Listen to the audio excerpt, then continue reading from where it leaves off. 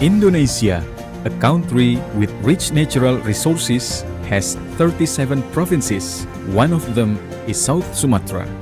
South Sumatra is a province in Indonesia located in the southern part of the island of Sumatra. The capital city of South Sumatra is in the city of Palembang. Various tribes and cultures merge into one Palembang city. The progress of the city of Palembang supports and offers progress in the field of education, especially universities. Welcome to MDP University. MDP University stands as a pioneer of technology and business education in South Sumatra. A strong spirit of innovation and commitment, we equip our students with technical expertise, personal competencies, and leadership character to prepare them to enter workforce, start their own business, and compete globally. Supported by modern facilities and experienced professional lecturers, we ensure that every student receives a relevant, adaptive, and impactful learning experience. That is why MDP University continues to grow, transform, and strengthen its position as a leading center of technology and business education in Indonesia. Let us move forward together, shaping a brighter future through excellent and meaningful education. MDP University, innovation today and tomorrow. Since the beginning, MDP University has always strived for the best achievements. With 7 study programs: informatics, information system, electrical engineering, visual communication design, Master of Information System, Management, and Accounting. Spread across 2 faculties, Computer Science and Engineering faculty, Economic and Business faculty. At MDP, students are given knowledge and education and experience to be able to face the outside world after completing their studies. We also collaborate with international and local organizations and institutions. Synergy with industrial sectors.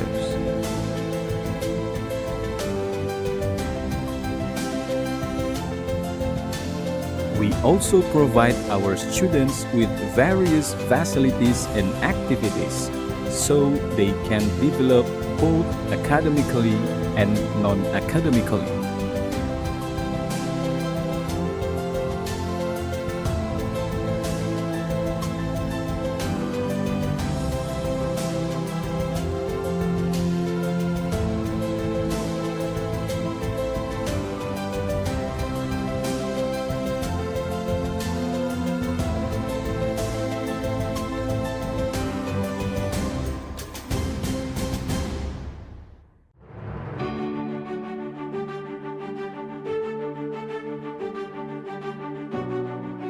MDP University, Innovation Today and Tomorrow. Selamat pagi MDP People, bertemu lagi bersama saya Bambang Pratama dalam bincang santai namun berkualitas. Tentunya beragam tema menarik sudah kita hadirkan untuk menemani pagi hari Anda. Nah, hari ini kita akan membahas program studi baru yang ada di Universitas MDP dengan narasumber kita ada Bapak Anugrah Widi. Apa kabar Pak Widi? Luar biasa. Terima kasih udah diundang ini. Sama-sama Pak Widi. Iya. Jadi untuk teman-teman tahu juga bahwa Pak Anugrah Widi ini adalah Kepala Program Studi Desain Komunikasi Visual. Mungkin Pak Widi boleh diceritain dulu nih, kira-kira desain komunikasi visual itu sebenarnya apa? Karena biasanya yang datang ke MDP itu banyak yang belum paham DKV itu apa. Baik, Silakan, Pak ya. Secara sederhananya pemahaman desain komunikasi visual itu adalah bagaimana kita menyampaikan sebuah pesan melalui berbagai media yang ada ya. Baik itu bisa berupa media konvensional ataupun media seperti saat ini media digital yang kita ketahui bahwa sangat berpengaruh ya terhadap bagaimana kita bisa berkomunikasi gitu. Nah, bagaimana pesan yang disampaikan itu bisa tersampaikan itu aja sih melalui sebuah visual, baik itu di media non elektronik maupun media elektronik. Oke, berarti fokusnya adalah mendesain, menyampaikan pesan lewat visual seperti itu ya. Nah, Betul. untuk teman-teman ketahui juga bahwasannya di MDP sendiri kita ada program studi desain komunikasi visual, kemudian ada informatika, sistem informasi, teknik elektro, kemudian ada manajemen dan akuntansi.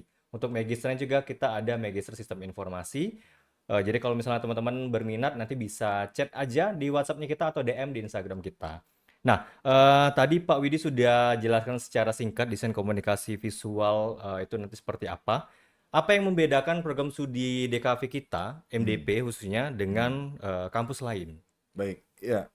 Di kurikulum yang sudah kita rancang ini memang lebih mengedepankan desain untuk media digital ya. Jadi biasanya berkaitan dengan bagaimana kita merancang sebuah interface yang kalau kita ketahui perangkat-perangkat elektronik ya, terutama untuk aplikasi bergerak seperti smartphone dan juga aplikasi yang berbasis desktop dan maupun yang berbasis web itu juga membutuhkan sebuah layout atau rancangan.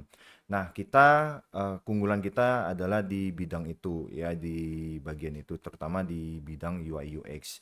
Makanya jadi salah satu profil lulusan kita itu tadi Pak Bambang memiliki kemampuan dalam merancang perancangan pengalaman pengguna ya dan interface yang ada di dalam sebuah produk gitu. Nah, produknya tentunya di sini juga kan kita bisa lihat ada perangkat bergerak ataupun produk berbentuk berbasis web ataupun yang berbasis desktop yang bisa dibuat. Nah, tidak juga menutup kemungkinan tentunya kan ketika kita merancang itu kita memerlukan yang namanya sebuah fundamental atau basic sekali dalam hal kita menggambar. Nah, di DKV kita ada juga di bagian di semester 1 atau semester 2 itu kita lebih ke fundamentalnya Pak Bambang. Jadi Oke, baik. lebih ke penekanan bagaimana membuat sebuah goretan atau arsiran dan juga pemahaman secara teori tentang pemahaman tentang desain itu seperti apa. Ya, jadi ada pengantar seni rupanya ya, kemudian ada pemahaman warna dan sebagainya itu di semester 1. Dan ada juga belajar komputer grafis sih seperti itu. Oke. Nah, yang membedakan tadi, jadi kita kalau nggak salah di Palembang ini baru ada 2 termasuk kita. Nah, kita bedanya di situ lebih ke arah yang digitalnya untuk karena outputnya tadi menjadi salah satunya digital content creator juga gitu. Oke, berarti kalau misalnya tadi di semester pertama itu diajari tentang goresan-goresan seperti itu ya, Ya, Ko ya. ya. Itu artinya untuk teman-teman di sini yang calon mahasiswa kita yang belum bisa menggambar dan Ya. sebagainya itu berarti boleh gitu ya? Oh, boleh, boleh Karena banget. biasanya kalau Iya. orang mau daftar kuliah di kafe itu harus bisa gambar katanya. Oh, Apakah benar enggak. seperti itu? Tidak Pak Bambang. Jadi yang belum memiliki kemampuan Skill gitu ya ya? skill yang cukup mumpuni untuk menggambar itu sebenarnya bisa. Jadi harus dibedakan antara bisa menggambar sama dia jago menggambar atau pandai menggambar ya. Oke. Ya kalau kita misalnya Pak Bambang diminta untuk gambar manusia, ya Pak Bambang secara ininya langsung tahu ya bentuk kepala, badan dan kaki dan seterusnya seperti itu. Jadi tapi tidak bagus dalam artian ya tidak jago dalam menggoretnya, tapi bisa diasah lagi sih gitu.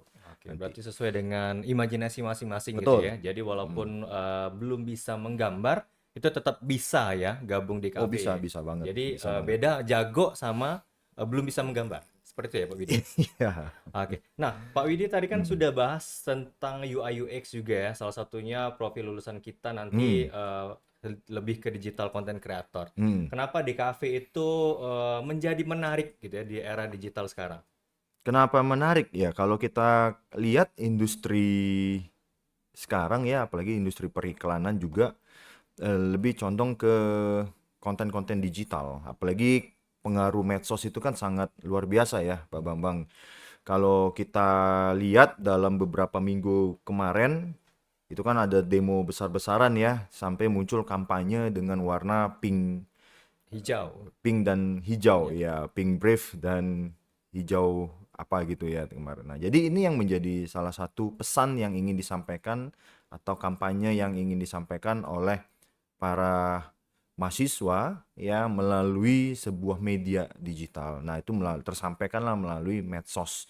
Yang kalau kita lihat kan profil-profil medsos ini kan udah mulai berubah Iya, warnanya betul. yang menggunakan warna unsur pink dan warna hijau. Itu sih Pak Bambang. Oke, berarti memang fokusnya untuk menyampaikan pesan gitu ya Betul, melalui betul, visual gitu. betul, betul, Nah, betul. Pak Widi tadi udah dijelasin juga, mungkin sekilas kita akan bahas tentang kurikulumnya juga ya Pak Widi Hmm, di MDP. hmm, Adakah mata kuliah unggulan di desain komunikasi hmm. visual di Universitas MDP yang Hmm. sekiranya mungkin di kampus lain tuh nggak ada? Ya, kita ada mata kuliah desain berkelanjutan, kemudian ada juga mata kuliah design thinking, dan ada juga mata kuliah UI UX design. Ya, nah tentunya dari mata kuliah yang tadi saya sebut, ini yang memiliki keunikan di DKV kita gitu. Karena apa? Karena kalau kita benchmark dengan prodi lain di kampus lain itu mereka belum ada yang memasukkan mata kuliah Mata kuliah itu. tersebut. Betul. Jadi ada juga mata kuliah game design. Jadi anak-anak yang mahasiswa yang suka game, main game, mau bikin game pun bisa mempelajari cara membuat game tadi. Nah, tentunya juga dikuatkan dengan mata kuliah-mata kuliah sebelumnya seperti ya tadi ya ada UI UX-nya juga itu yang sangat penting yang nanti bisa digunakan ketika merancang sebuah perancangan permainan tadi gitu. Berarti bukan hanya sekedar kalau misalnya sudah lulus DKV itu cuma bisa desain banner dan sebagainya ya kok ya? Oh enggak, enggak, Berarti enggak, bisa enggak. di semua lini sepertinya Semuanya bisa, termasuk ya.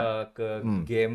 game design dan sebagainya. Bisa, bisa. Jadi nggak hanya ya tadi nggak hanya terbatas ini Pak Bambang media yang bersifat non elektronik ya Ya. atau konvensional. Kalau kita sederhananya pemahaman sederhananya berupa banner ataupun iklan di koran ataupun bikin ya selebaran poster flyer nggak hanya sebatas itu. Tapi kita lebih menekankan ke yang digital content. Kenapa? Karena tadi balik lagi tadi yang sangat besar pengaruh medsos itu terhadap sebuah fenomena yang ada. Iya, betul betul. Berarti ini cocok banget nih untuk teman-teman kalau misalnya yang pengen atau punya jiwa desain gitu ya. Jadi bukan cuma desain dalam bentuk cetakan saja gitu ya. Betul, betul, Tapi memang tujuannya kita adalah menyampaikan pesan melalui visual di media elektronik dan sebagainya juga termasuk di betul, dalamnya. betul. Iya, Nah, ada satu lagi mata kuliah yang mungkin menarik ya, itu nama mata kuliahnya multimedia. Nah, multimedia di sini kita mempelajari pemrosesan 3 dimensi. Jadi bagaimana 3D objek itu bisa dibuat gitu. Nah, itu kita menggunakan software yang juga berlisensi, kita gunakan Autodesk Maya gitu yang memang untuk student version yang bisa kita dapatkan. Karena kita udah jalin kerjasama ya dalam artian kita setiap tahun pasti kita akan memperbarui untuk lisensi dari Autodesk Maya itu. Nah, karena tadi Pak Widi sudah membahas tentang software yang kita gunakan Ya, gitu ya. Kalau di DKV kita sendiri itu adakah software-software yang nantinya akan digunakan khususnya jadi kalau misalnya mau daftar di kita udah persiapan dulu nih. Mau install aplikasi apa dan sebagainya hmm, hmm. atau semuanya itu dilakukan atau prakteknya di MDP? Semuanya kita siapkan. Jadi di kampus kita siapkan lab komputernya, terutama ini nanti untuk mata kuliah komputer grafis itu juga kita udah siapkan softwarenya ya. Kita juga ada studio lab gambar kita yang sangat modern dan sangat futuristik ya untuk gambar mejanya itu pun kalau kita lihat belum ada di kampus lain di Palembang ini. Jadi ini yang pertama di Sumatera Selatan kalau kita lihat untuk meja gambar yang kita miliki itu gitu. Oke, jadi salah satu fasilitas yang disediakan oleh MDP itu adalah meja gambarnya gitu ya.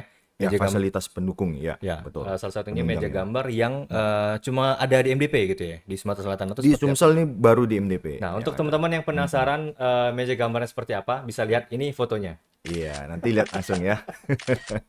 Oke, baik, Pak Widi. Jadi untuk yang Hmm, tadi kita udah bahas softwarenya, kemudian hmm, fasilitasnya. hmm, Untuk pembentukan kurikulum DKV sendiri, hmm, bagaimana peran dosen-dosen kita, hmm, termasuk juga Pak Widi, hmm. dalam menyusun kurikulum DKV ini agar sesuai dengan atau sesuai dengan permintaan industri kreatif saat ini? Ya, baik.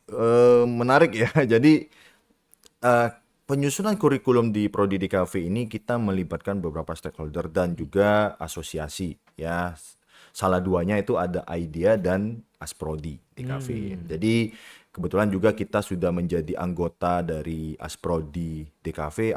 Asprodi DKV itu apa? Asosiasi Program Studi DKV Indonesia, di mhm, mana ketuanya saat ini adalah Pak Intan yang merupakan dosen di ITB gitu, oke. kepala program studi DKV di ITB. Seni rupa ya. Nah, eh, saat ini juga kita juga ketika menjadi anggota itu kita memiliki beberapa apa ya, maksudnya keuntungan ya, dalam artian ketika kita menjadi member itu tentunya kita mendapatkan informasi-informasi yang sangat bermanfaat.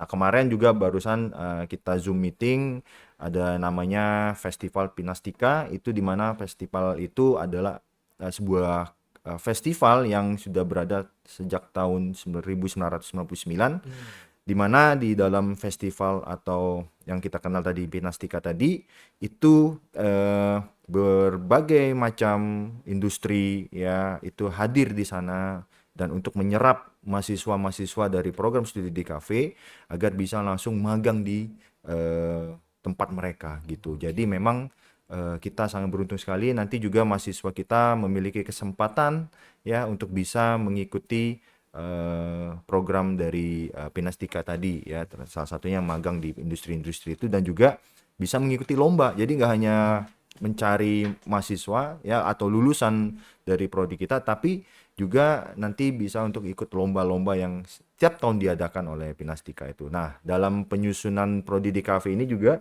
saya nggak sendirian ya, tapi ada Hmm, banyak dari beberapa dosen di, karena kita di bawah Fakultas Ilmu Komputer dan Rekayasa, jadi ada beberapa prodi yang ikut gabung, kemudian juga ada dari dosen DKV kita yang saat ini sudah bergabung di prodi DKV di Fakultas Ilmu Komputer dan Rekayasa Universitas MDP. oke. Berarti untuk DKV kita sendiri, mahasiswanya itu berarti ada program magangnya gitu ya, kok ya?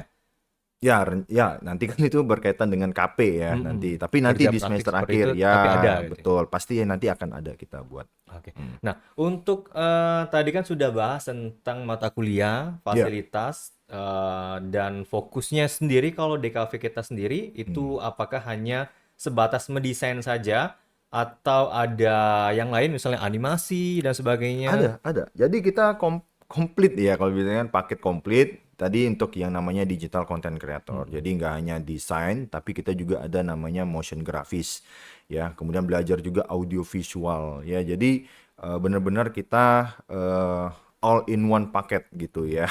Kalau kayak di Dan kampus lain kan hanya satu atau dua saja gitu ya, ya. untuk ininya. Nah, kita juga nanti mahasiswa diajarkan untuk menjadi wirausaha juga, entrepreneur. Nah, karena salah satu dari profil lulusan tadi memiliki kemampuan untuk menjadi seorang wirausaha di bidang ekonomi kreatif gitu. Ya, kalau kita lihat kan bidang industri kreatif saat ini kan berkembang begitu pesat ya, Pak Ya, Bambang ya. benar.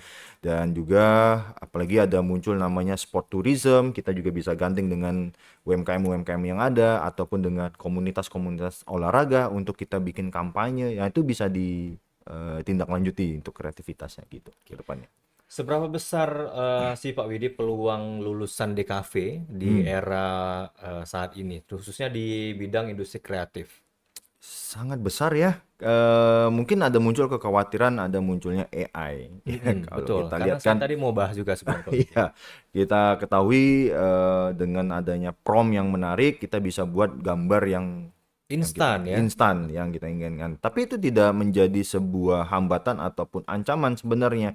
Justru semakin mempercepat proses transformasi kita dalam membrainstorming visual. Ya, jadi kita bisa menggunakan beberapa generative AI yang ada untuk kita bisa brainstorming visual gambar yang ingin kita coba usulkan ke klien ataupun kita coba ingin kampanyekan gitu. Jadi dengan adanya AI justru semakin mempermudah kita. Nah, memang keunikannya apa? AI belum bisa untuk menggorek arsiran tangan sesuai dengan kemampuan manusia gitu. Dalam artian ya dia hanya sebatas menampilkan gambar yang digital itu aja. Nah, tapi dengan keunikan kita juga tadi yang di fundamentalnya kita menggambar gitu ya. Jadi gambar itu pun nanti bisa kita scan dan bisa kita sempurnakan ya dengan software-software pendukungnya ya. Setelah kita sempurnakan pun nanti kita bisa generate lagi ke AI juga untuk lebih menarik lagi. Jadi memang suatu hal yang tidak menjadi kekhawatiran yang bagaimana ya. Jadi itu bukan menjadi ancaman. Di Zoom meeting kemarin dengan komunitas Pinastika juga ya, itu juga mengatakan ada lomba yang menggunakan AI untuk membuat sebuah video. Jadi kreatif produsernya itu bisa menggunakan AI dalam merancang atau membuat konsep dan storyboard dari kebutuhan dari lombanya itu. Berarti peran AI ini juga membantu ya Oh, dalam sangat bisa membantu, mencari sangat ide membantu. seperti Betul, itu ya. betul. Nah, ini yang membedakan kita tadi. Kalau mungkin di seni rupa murni ya, Ya. ya itu. Tapi kita perlu tahu dulu bedanya Pak Bambang antara seni dengan desain. Kalau seni itu kan melibatkan emosional, emosi atau perasaan manusia.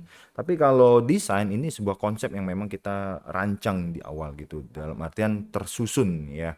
Nah, ini yang membedakan tadi ya. Kalau AI mungkin dia nggak bisa sentuh unsur seninya tadi.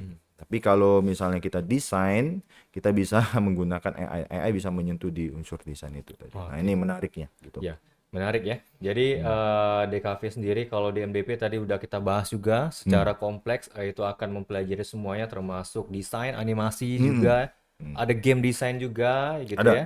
Nah, karena kita kan baru buka program studi ya, Pak Ya. Widi ya. Apa pesan dari Pak Widi untuk calon mahasiswa khususnya di Kota Palembang dan Sumatera Selatan yang ingin mendaftar di kampus MDP di program studi DKV agar nggak ragu lagi nih pilih MDP? Kenapa nggak ragu lagi? Ya, simpelnya karena kita ketahui bahwa industri kreatif ini berkembang ya, dan juga dunia digital juga sekarang sangat berpengaruh ya. Jadi nggak usah ragu-ragu lagi untuk segera daftar di Prodi Desain Komunikasi Visual di Universitas MDP, karena tadi kita memiliki berbagai keunggulan tadi dibanding dengan perguruan tinggi yang lain Iya, gitu. betul. Karena apalagi kalau misalnya di Palembang itu baru 2 ya desain komunikasi visual yang ada Baru ada di 2. Palembang. Jadi lebih gampang nih teman-teman pilih MDP aja gitu ya. Ya, Nah, Pak Widi terakhir nih sebelum kita tutup, harapan Pak Widi sendiri terkait dengan desain komunikasi visual di Universitas MDP ke depannya. harapan saya program studi ini bisa menjadi salah satu barometer dalam industri ya, dalam penyerapan alumni lulusan. Kita bisa mendapat banyak lulusan-lulusan kita yang diterima di industri-industri gitu sih harapan saya. Jadi dari proses yang penerimaan yang dari mahasiswa yang tidak bisa sekali atau memiliki kepandaian dalam menggambar, kemudian kita tempa, kita proses selama 4 tahun perkuliahan sehingga dia bisa menjadi seorang sarjana desain yang memiliki kompeten atau keunggulan tadi. Bisa dikatakan sebagai seniman nggak kok? Kalau misalnya lulus Bisa dong, seniman dong. seniman ya. Salah satu artis ya. Artis ya, bisa. Oke, baik. Terima kasih Pak Widi untuk bincang-bincangnya kita hari ini membahas seputar dengan program studi desain komunikasi visual. Tentunya teman-teman ini baru pengenalan saja. Kita akan membahas lebih lanjut program studi desain komunikasi visual yang berkaitan dengan UMKM juga. Ya. Dengan nanti salah satu pembicaranya itu adalah dosen di program studi desain komunikasi visual. Betul. Terima kasih banyak Pak Anugrah Widi Sama-sama. atas waktunya, dari kesibukannya sudah menyempatkan hadir di podcast MDP TV ini.